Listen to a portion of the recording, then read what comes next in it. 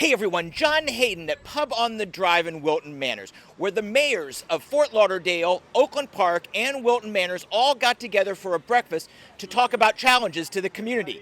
And it turns out the biggest problem is hundreds of miles away. Oakland Park Mayor Stephen Arnst, Wilton Manors Mayor Scott Newton, and Fort Lauderdale Mayor Dean Trentalis.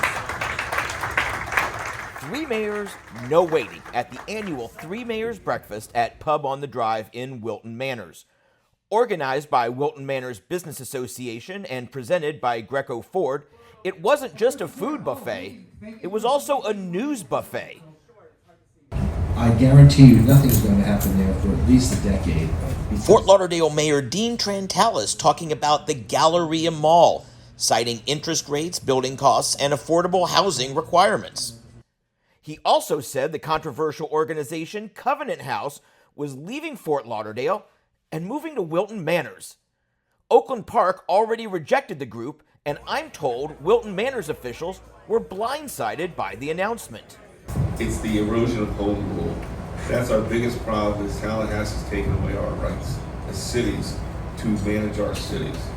Oakland Park Mayor Steve Arnst and Wilton Manors Mayor Scott Newton were also there, and all three are united against massive overreach by Tallahassee. We have a state government that wants to dabble into our affairs. An example of that is the DEI law, which was passed this past year, in which diversity, equity, and inclusion are no longer a permissible basis upon which cities may participate financially with organizations that seek to express themselves. So, for example, this may be the last year that Stonewall will be able to have its parade and festival on Wilton Drive.